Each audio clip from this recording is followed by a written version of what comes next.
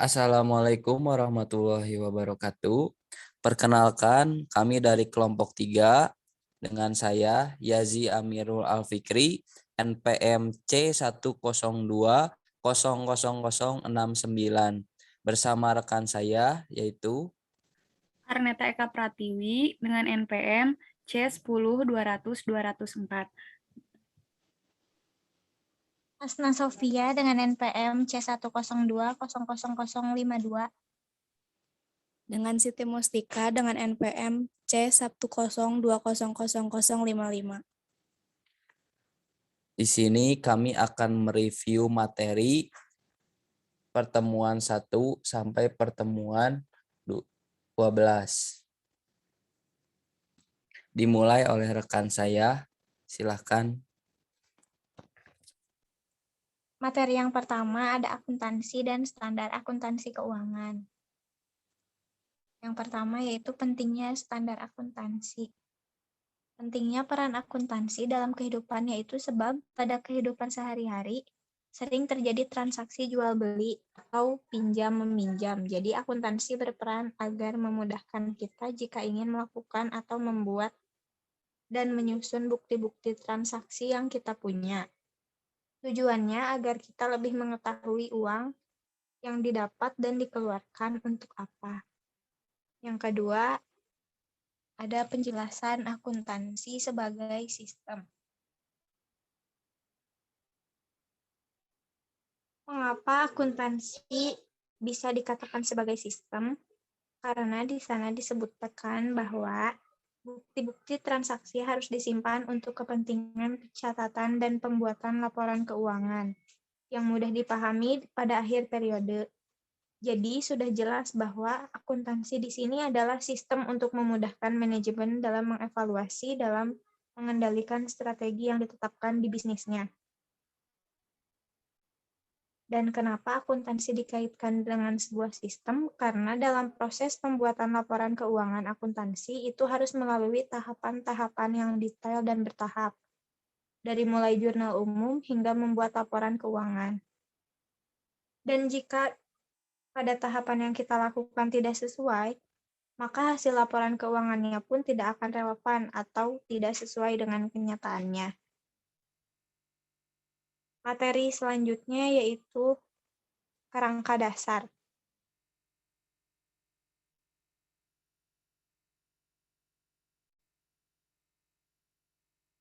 Yang pertama ada tujuan laporan keuangan.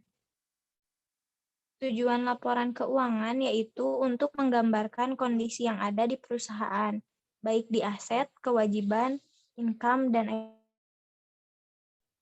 arus kas yang terjadi di suatu perusahaan dalam satu periode. Semua stakeholder bisa melihat atau memperoleh informasi-informasi di suatu perusahaan dengan adanya laporan keuangan yang dibentuk. Yang kedua, ada asumsi dasar. Ada asumsi dasar berdasarkan akrual, keberlangsungan usaha, dan karakteristik kualitatif. Berdasarkan akrual yaitu ada dua. Yang pertama ada cash basic, yaitu tiap transaksinya yang dikeluarkan dulu uangnya baru dicatat. Dan yang kedua ada akrual basic. Tiap transaksi yang dikeluarkan atau belum menerima uangnya harus dicatat. Yang kedua ada keberlangsungan usaha.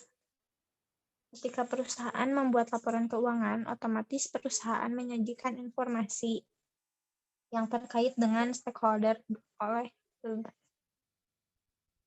menyajikan informasi yang terkait yang dibutuhkan oleh stakeholder. Yang ketiga, karakteristik kualitatif.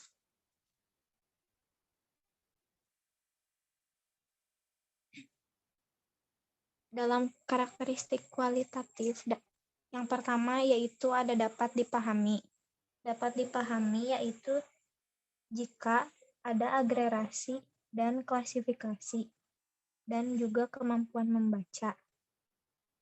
Kemampuan membaca menandakan bahwa seorang akuntan dalam menyajikan laporan keuangan harus disusun dengan karakternya masing-masing, atau kelompoknya masing-masing. Contohnya, hutang dagang, hutang pajak, hutang gaji memiliki sifat yang sama, maka perusahaan harus memasukkan sifat itu pada kelompok yang sama, yaitu kewajiban. Aset pun dibagi menjadi dua, yaitu aset lancar dan aset tidak lancar. Kenapa di sini harus bisa dipahami dan dapat kemampuan membaca?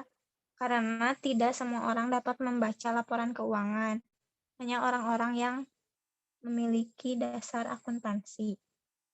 Yang kedua ada relevan. Relevan di sini memberikan kepastian, bisa dilihat pelaporan pertanggalnya, jadi bisa dilihat dari si laporan keuangannya itu di tahun berapa. Berguna juga untuk prediksi dan perencanaan.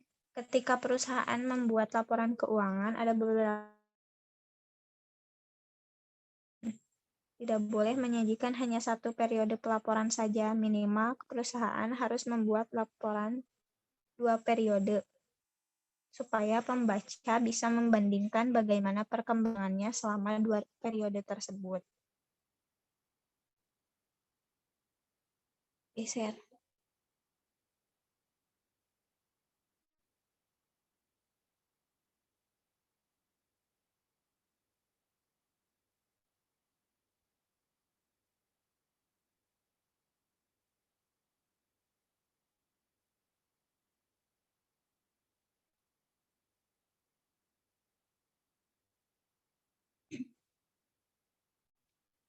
Materi yang ketiga yaitu statement Materi yang ketiga yaitu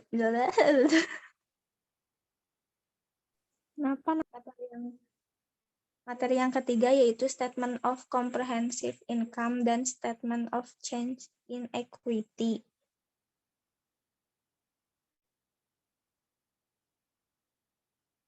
Ada tujuan dan kegunaan laporan laba rugi, kegunaan laba rugi, penyajian secara 2 laporan, beban 2 pendekatan, income statement comprehensive. Yang pertama yaitu tujuan dan kegunaan laporan laba rugi. Pada PSAK 1 mengadopsi dari IAS 1 tahun 2012, yaitu tujuannya memberikan informasi tentang kinerja keuangan selama 1 periode pada stakeholder sebagai pembaca laporan keuangan. Maksudnya kita untuk mengukur beberapa informasi yang bisa mereka dapatkan, diantaranya terkait profitabilitas atau kemampuan perusahaan dalam menghasilkan laba, lalu efisiensi sebagaimana perusahaan itu bisa mencapai tujuan yang maksimal dengan biaya yang rendah. Contohnya ketika perusahaan mendapatkan pendapatan yang maksimal dengan menekan biaya seminimal mungkin, sehingga outcome atau manfaat dalam hal ini, laba yang dicapai oleh perusahaan bisa tercapai dengan baik. Artinya perusahaan dapat mengefisiensikan dana yang dimilikinya untuk memperoleh tujuan tersebut. Lalu, return investment-nya, seberapa jauh si perusahaan itu mampu mengembalikan investasi yang diberikan oleh calon investor ke dalam perusahaannya. Yang kedua, ada kegunaan laba rugi. Kegunaan laba rugi yaitu yang pertama, mengevaluasi kinerja yang telah lalu, memprediksi kinerja di masa yang mendatang. Misalnya ketika Bank BNI 3 tahun terakhir fluktuatif, maka tahun depan pun bisa fluktuatif. Selanjutnya, membantu dalam memperkirakan resiko atau kemungkinan pencapaian arus kas di masa mendatang. Misalnya ketika perusahaan mengakui adanya pendapatan secara kontraktual.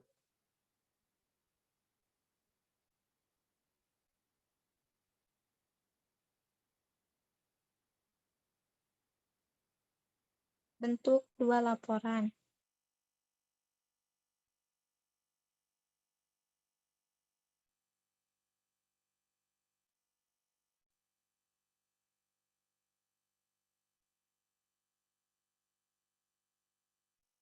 Perbedaan dari bentuk satu laporan dan dua laporan yaitu jika satu laporan hanya terdapat revenue, expense, dan net income. Tapi jika dua laporan, rinciannya lebih detail dalam laporan laba rugi yang disajikan, yaitu revenue seperti biaya sales di yang dua laporan yaitu rinciannya lebih detail di laporan laba rugi yang disajikannya. Ada revenue, expense, selling, administrative, other income and expense. Maksudnya di luar kegiatan operasional.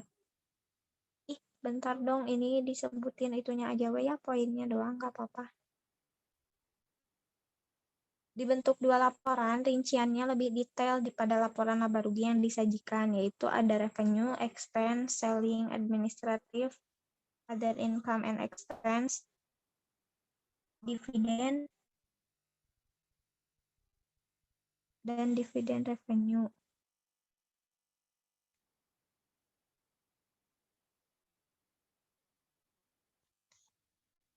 Yang terakhir, enggak terakhir. Ada beban dua pendekatan, maksudnya berdasarkan sifat beban dua pendekatan di sini yaitu dibagi dua. Yang pertama berdasarkan sifat alami, yaitu langsung mengalokasikan sesuai jenis bebannya. Yang kedua berdasarkan fungsi, yaitu misalnya gaji penjualan, gaji karyawan, penjualan, fungsinya untuk meningkatkan penjualan, maka beban gaji sales itu diklasifikasikan ke selling expense. Yang terakhir ada income statement comprehensive. Income statement comprehensive harus meliputi yang pertama other comprehensive income atau unrealized gain and loss on available for sale securities. Contohnya, memiliki saham biasa lalu dijual kepada orang lain, lalu kita mendapat keuntungan dari penjualan tersebut, yang dimana keuntungan tersebut masuk ke dalam unrealized gain. Nah, si unrealized gain ini diakui sebagai other comprehensive income. Yang kedua ada transaction gains and loss on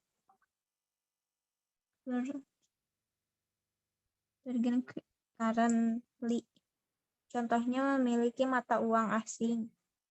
Nah, si mata uang asing itu pasti akan mengacu ke dalam kurs yang berlaku. Kalau kurs $1 dan kurs hari ini adalah 14.000, lalu dalam 1 tahun ke depan 20.000, itu kan udah selisih, ada perbedaan nilai. Padahal di dalam bentuk dolarnya itu kan sama. Tapi versikan ke dalam rupiah dan ada perubahan, maka perubahan itu termasuk ke pelaporan other comprehensive income.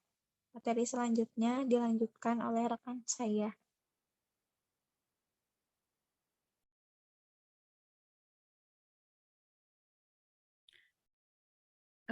Saya Arneta akan melanjutkan materi yang keempat, yaitu Statement of Financial Position.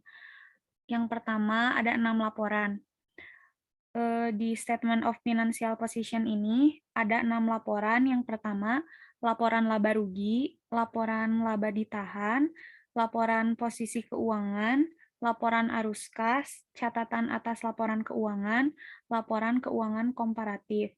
Namun, 5 juga tidak apa-apa, selain dari catatan atas laporan keuangan. Laporan keuangan komparatif. Lalu yang kedua ada kegunaan dan keterbatasan. Yang pertama, kegunaan itu mencakup yang pertama menghitung tingkat pengembalian. Contohnya, tingkat pengembalian investasi. Jadi ketika kita mau menginvestasikan uang di perusahaan, kita bisa mengukur seberapa jauh perusahaan mampu mengelola investasi yang dimiliki dari eksternal untuk menghasilkan manfaat, sehingga tingkat pengembalian investasi lebih tinggi. Maka menandakan perusahaan memiliki kinerja yang bagus dalam mengelola investasi yang disimpan oleh pihak lain. Yang kedua, ada mengevaluasi struktur modal. Contohnya, perusahaan memiliki aset 100, kewajiban 40, dan modalnya 60. Di tahun sebelumnya, lalu di tahun berikutnya asetnya 200, kewajiban 160, dan modal 40. Yang berarti struktur modal yang dimiliki sedikit, mengalami penurunan karena meski di tahun sebelumnya memiliki jumlah aset lebih rendah dari tahun berikutnya, tapi sumber pendanaannya sebagian besar diperoleh dari modal atau investor.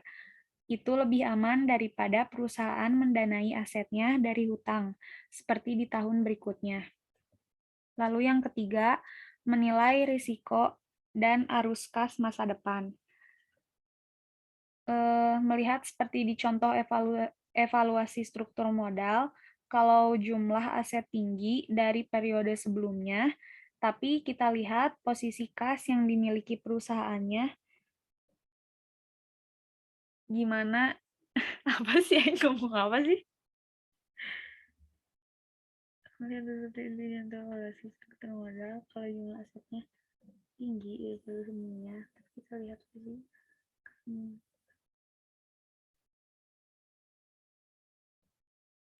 Yang ketiga, menilai risiko dan arus kas masa depan. Melihat seperti di contoh evaluasi struktur modal, kalau jumlah aset lebih tinggi dari periode sebelumnya, tapi kita melihat posisi kas yang dimiliki perusahaannya gimana. Kondisi hutangnya semakin besar, maka kas harus bayar hutang. Maka perusahaan harus memprediksi arus kas masa depannya. Lalu yang keempat, melakukan analisis. Di sini yang pertama ada likuiditas, yaitu seberapa jauh perusahaan mampu bayar hutang jangka pendek dengan aset lancar yang dimilikinya.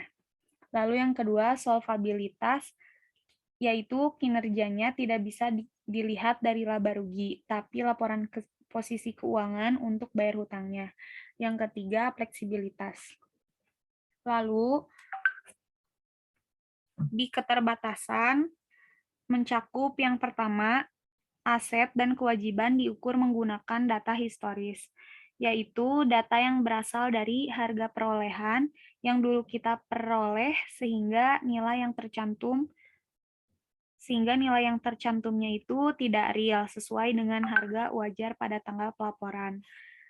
Lalu yang kedua, menggunakan judgment dan estimation. Contohnya itu, untuk menetapkan masa manfaat suatu aset, harus dipertimbangkan oleh perusahaan. Nah, estimasi dan judgment tersebut itu menjadi kendala nilai keterbatasan pada laporan posisi keuangannya. Lalu yang ketiga, banyak item keuangan dihilangkan. Contohnya, perusahaan memiliki sumber daya manusia seperti karyawan. Nah, karyawan tersebut merupakan aset yang dimiliki perusahaan. Atau suatu universitas memiliki sumber daya manusia seperti dosen. Nah, dosen tersebut merupakan aset yang dimiliki oleh suatu universitas, di mana si dosen bisa mencetak lulusan-lulusan terbaik dan berkualitas, sehingga bisa digunakan oleh stakeholder pada saat mahasiswa sudah lulus. Namun, kemampuan dan kualitasnya tidak tercantum di dalam laporan posisi keuangan. Modal intelektualnya tidak tercantum di laporan posisi keuangan, sehingga itu menjadi keterbatasan yang dimiliki oleh laporan tersebut. Lalu yang ketiga ada unsur-unsur. Unsur-unsur di sini yang pertama ada aset, kedua liability, dan ketiga ekuitas.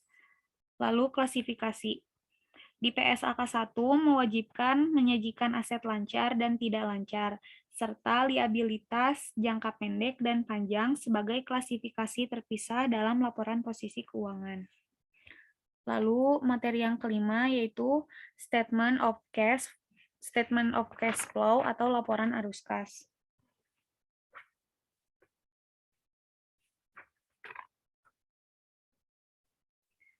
Yang pertama definisinya mengenai yang ada di perusahaan.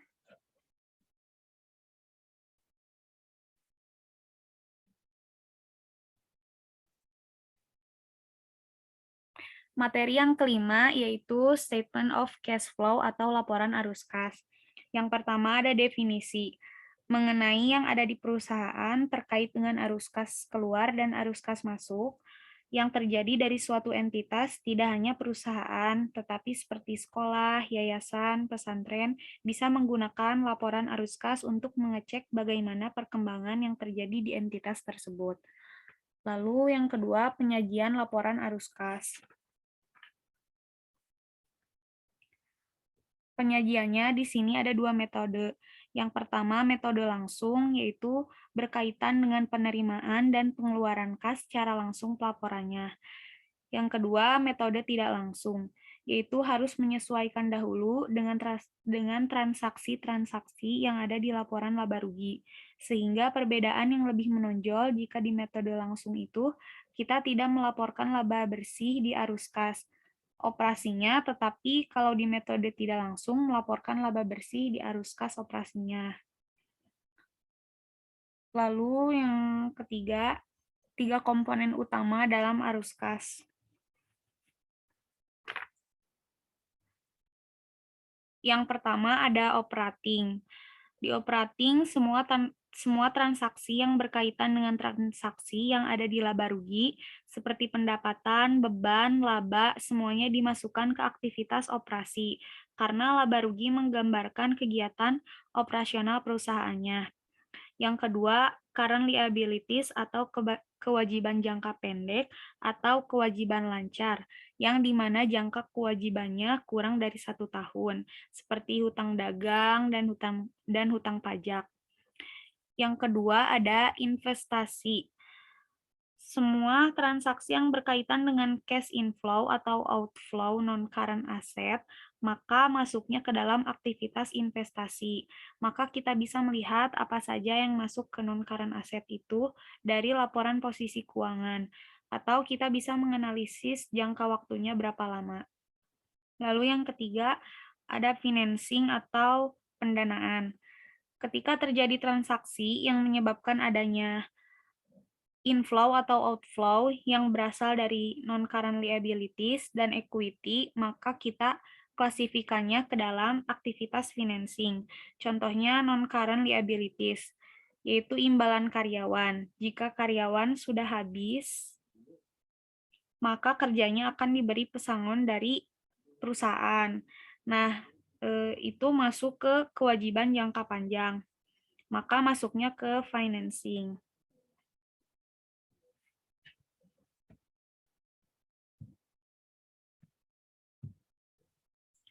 Lalu materi yang keenam itu ada cash. Jenis-jenis kas itu, yang pertama ada kas kecil untuk pengembalian pada konsumen sumbernya dari kas besar seperti yang ada di supermarket. Lalu yang kedua ada kas besar, kas yang tersimpan bukan untuk kebutuhan sehari-hari. Yang ketiga ada bank, kas di bank karena bank lembaga yang aman untuk menyimpan uang berupa deposit. Lalu yang keempat, restricted cash, yaitu penggunaan yang dialokasikan seperti uang THR, uang pensiunan. Lalu yang terakhir, setara kas, yaitu produk yang dikeluarkan bank agar nasabah menyimpan uang tersebut. Lalu yang kedua ada penyebab terjadi perbedaan antara catatan bank dan perusahaan. Yaitu ada 7, yaitu deposit in transit, di mana perusahaan sudah menyetorkan uang kepada bank, ternyata uang tersebut belum sampai di bank. Yang kedua ada outstanding check, contohnya supermarket untuk bayar tagihan butuh 200 juta dan akan melakukan penarikan. Tetapi saat penarikan itu dibatasi sekian juta, jadi harus pakai cek. Cek yang dikeluarkan harus harus diajukan pada pimpinan perusahaan tersebut. Catatan perusahaan sudah tercatat, tetapi di bank belum tercatat. Berarti bank yang harus melakukan outstanding check. Yang ketiga, collecting by bank, yaitu pengumpulan tagihan yang dilakukan oleh bank. Contohnya, mahasiswa untuk bayar SPP tidak langsung ke ekuitas, tetapi harus ke bank. Jumlah uang yang masuk ke ekuitas tidak langsung diketahui oleh bagian keuangan ekuitas. Jadi, ekuitas harus melakukan rekonsiliasi beberapa jumlah yang sudah diterima dari mahasiswa. Mahasiswa bayar ke bank, berarti catatan bank sudah ada atas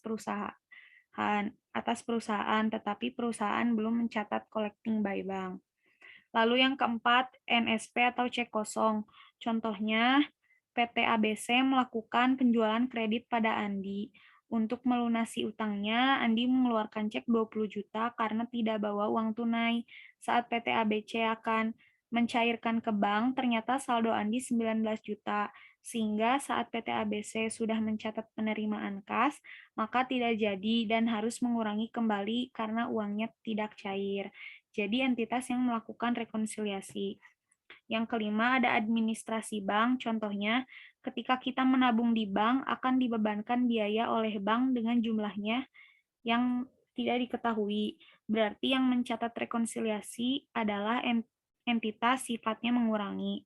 Lalu yang keenam, interest income, yang menambahkan bank dan pasti bank sudah melakukan pencatatan, maka yang merekonsiliasi adalah suatu entitas sifatnya menambah. Yang ketujuh, ada error. Kesalahan bisa dilakukan perusahaan atau bank, tergantung hasil diskusi bank dan perusahaannya.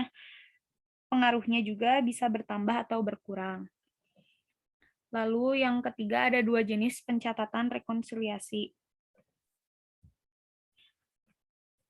Yang pertama itu 2 kolom. Lalu yang terakhir ada 2 jenis pencatatan rekonsiliasi. Yang pertama ada 2 kolom dan yang kedua 4 kolom. Selanjutnya akan dijelaskan oleh rekan saya. Saya Siti Mustika akan menjelaskan tentang receivable atau piutang. Komponen dalam piutang pada laporan posisi keuangan, yaitu ada komponen current asset dan non-current asset, yang tergantung pada jangka waktu pelunasan yang dilakukan. Jika pelunasannya kurang dari 1 tahun, maka masuk ke aset lancar, dan jika jangka waktunya lebih dari 1 tahun, maka masuk ke dalam aset tidak lancar.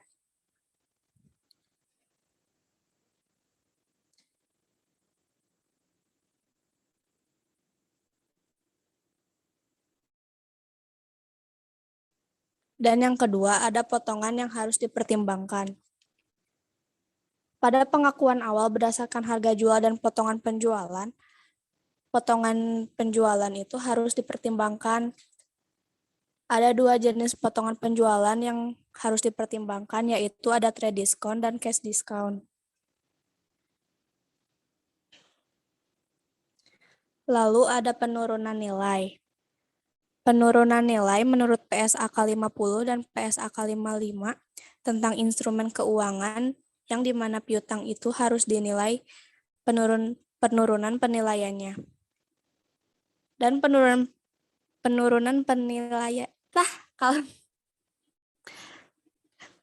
piutang dapat dinilai secara individual atau kelompok.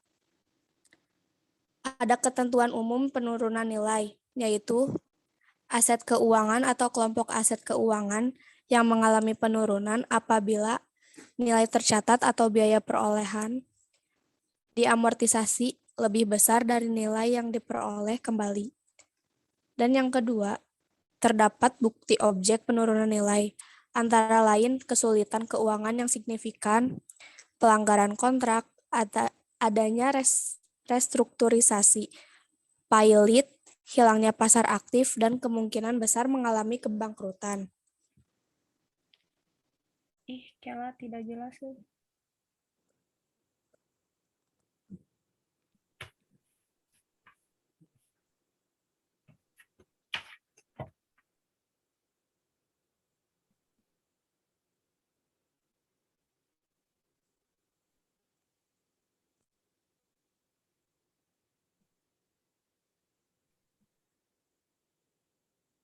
Bisa nggak? Kalau nggak bisa mah nggak apa-apa, dah.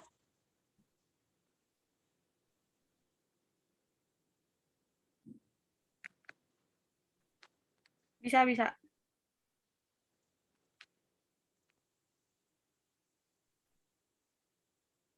Ih, masih tidak jelas, woy. Kalau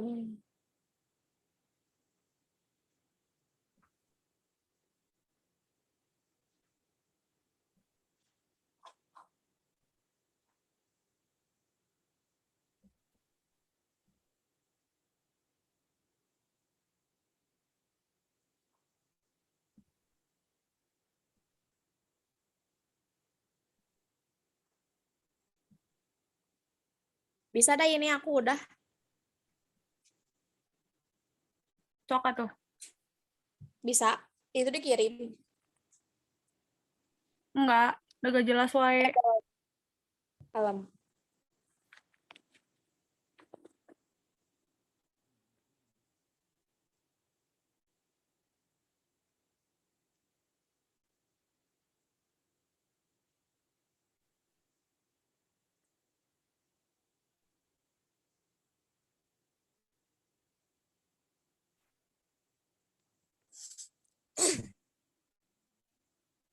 Nah, ada. Dah.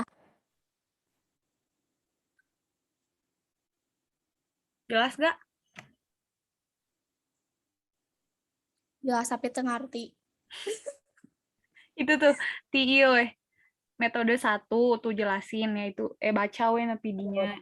Metode 2, sampai itu, mencari average charge.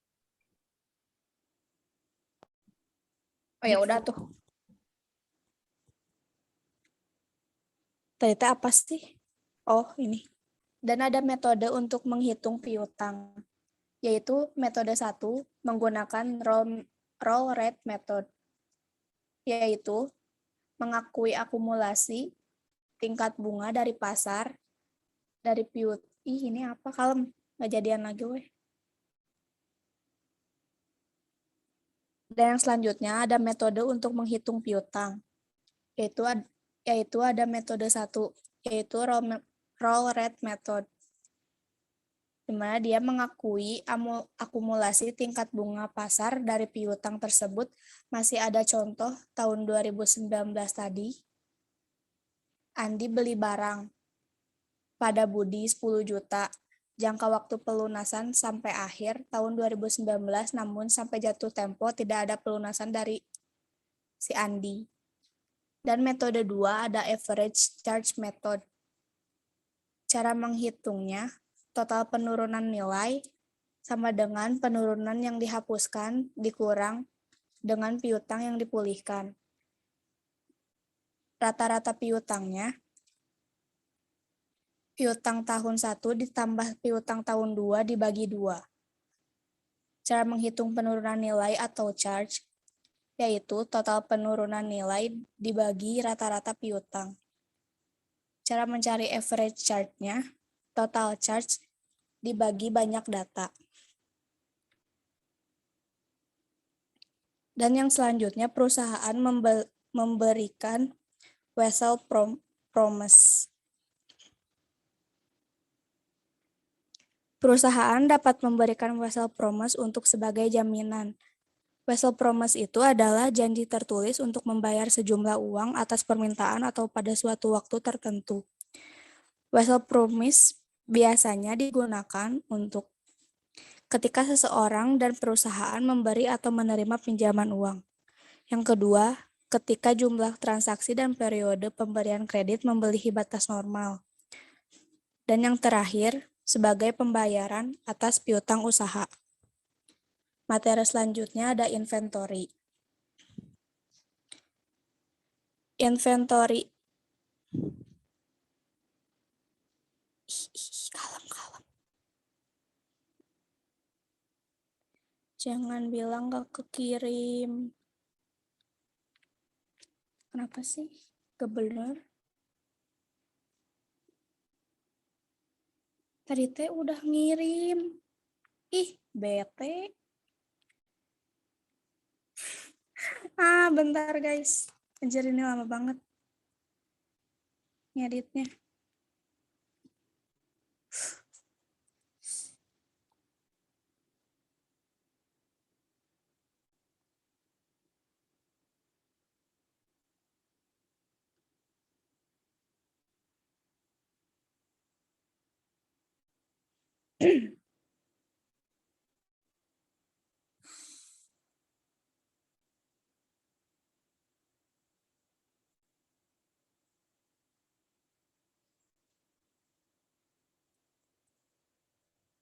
Materi selanjutnya ada inventory.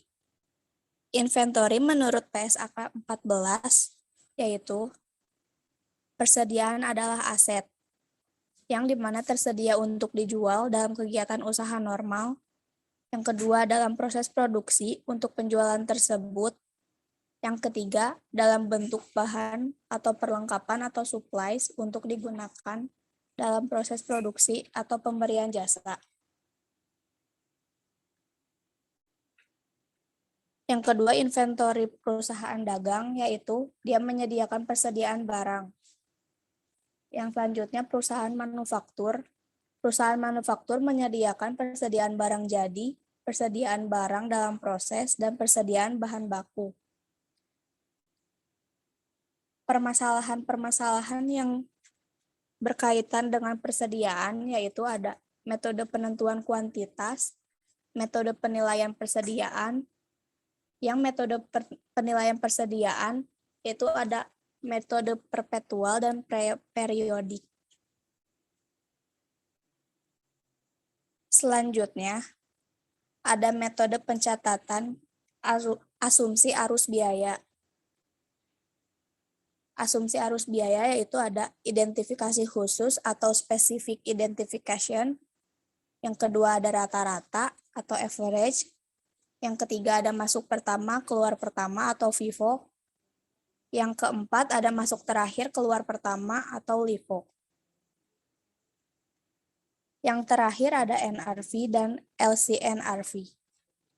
NRV atau Net Realizable Value, yaitu adalah nilai realisasi neto adalah taksiran harga penjualan dalam kegiatan usaha normal dikurangi taksiran biaya penyelesaian dan taksiran biaya yang diperlukan untuk melakukan penjualan.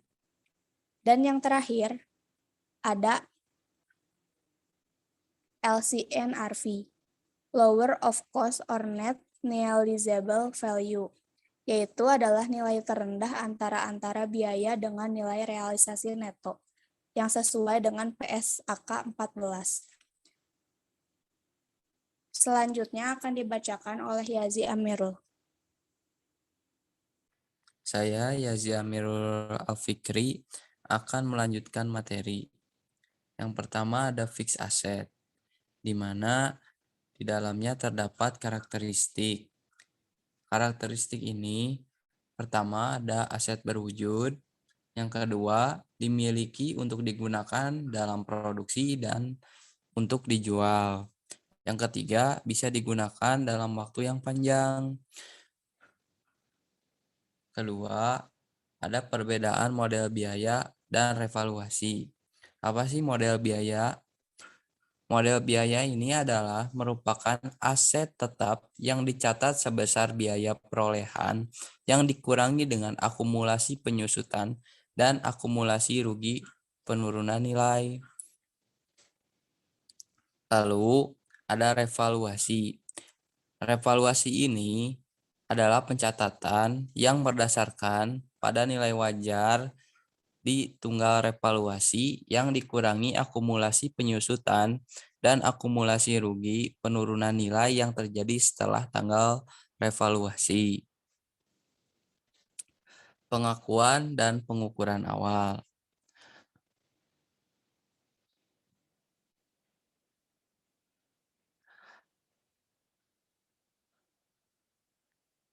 Pengertian dari pengakuan ialah pertama, langsung jual yang keuntungan atau kerugian yang dihasilkan akan langsung diakui pada laporan laba dan rugi. Yang kedua, bisa disumbangkan atau dibuang. Juga pengakuan bisa disewakan. Yang terakhir ada pengakuan bisa berguna sebagai dihentikannya penggunaan dan dimiliki untuk dijual. Nah, pengakuan awal adalah biaya perolehan aset tetap yang harus diakui sebagai aset jika dan hanya jika pertama, ada kemungkinan manfaat yang dirasakan pada masa depan nanti. Yang kedua, biaya perolehan dapat diukur secara andal. Pengukuran awal ini, yang pertama, biaya perolehan. Yang kedua, ada aset tetap yang dibangun sendiri. Yang ketiga, biaya pinjaman. Yang keempat, aset pertukaran aset. Yang kelima, ada hibah pemerintah. Dalam PSAK 16 mengatur bahwa jika terjadi pengganti signifikan dari suatu aset, maka nilai tercatat dari bagian yang diganti harus dihentikan pengakuannya. Nah, biaya-biaya setelah perolehan awal ini ada biaya perbaikan pemeliharaan yang diakui sebagai beban, biaya penggantian barang lama, juga biaya inspeksi teratur. Lalu, poin selanjutnya ada intangible asset. Nah, apa sih intangible asset? Intangible asset adalah aset yang tak berwujud, di mana aset non-moneter yang dapat diidentifikasikan yang tidak memiliki substansi fisik. Contohnya adalah seperti hak cipta, merek produk, piranti lunak komputer, dan lain-lain. Kedua, ada pengakuan dan pengukuran. Yang pertama ada kriteria, di mana kriteria dapat diidentifikasikan secara terpisah dari aspek entisitas yang lain. Kedua, penggunaannya bisa dikendalikan oleh entisitas sebagai akibat dari kejadian masa lampau. Yang ketiga, adanya manfaat ekonomi di masa yang akan mendatang. Yang keempat, adanya biaya perolehan yang dapat diukur secara andal. Lalu selanjutnya ada pengukuran. Pengukuran ini adalah suatu kondisi pada saat aset tersebut jika diperoleh dari pertama harga pembelian, pajak dan bea impor, dikuranginya diskon dan biaya langsung untuk memperoleh aset tersebut. Nah, aset tak berwujud mengalami penurunan nilai yang disebut dengan amortisasi umur manfaat ini. Aset yang tak berwujud terdiri dari umur manfaat yang terbatas dan umur manfaat yang tak terbatas. Pada PAK 19 mengharuskan aset tak berwujud tidak memiliki nilai sisa kecuali terdapat pasar yang aktif. Yang kedua ada komitmen pihak ketiga untuk membeli aset tersebut. Lalu selanjutnya ada goodwill. Goodwill ini adalah akibat dari penggabungan usaha yang pada PSAK 19 biaya perolehan aset tak berwujud yang diakuisisi sebagai bagian dari penggabungan usaha adalah nilai wajarnya pada tanggal akuisisinya. Nah, yang terakhir ada biaya perolehan dan revaluasi. Biaya perolehan merupakan sebuah aset yang tak berwujud yang dinilai berdasarkan biaya perolehan yang dikurangi oleh akumulasi amortisasi dan akumulasi rugi penurunan nilai. Sedangkan model revaluasi adalah entisitas yang diperbolehkan menggunakan model revaluasi dari akuisisi aset tak berwujud yang nilai asetnya tak berwujud ini nanti dicatat sesuai dengan nilai wajarnya. Nah, jika suatu aset tak berwujud dalam kelompok tertentu direvaluasi, maka aset tak berwujud dapat berkelompok yang harus direvaluasi kecuali tidak terdapat pasar yang aktif untuk menentukan nilai wajarnya. Nah, di poin ketiga ada penurunan nilai. Penurunan nilai ini akan terjadi jika terdapat indikasi penurunan nilai yang entisitasnya harus mengestimasi besaran jumlah terpulihkan. Nah, apa sih jumlah terpulihkannya? Yang pertama, ada nilai wajar yang dikurangi biaya untuk menjual, di mana jumlah yang dihasilkan adalah pengurangan dari biaya pelepasan. Yang kedua, ada nilai pakai aset, yang nilai sekarang taksirannya pada arus kas dapat diharapkan akan diterima di masa akhir manfaatnya. Sekian dari kelompok kami. Wassalamualaikum warahmatullahi wabarakatuh.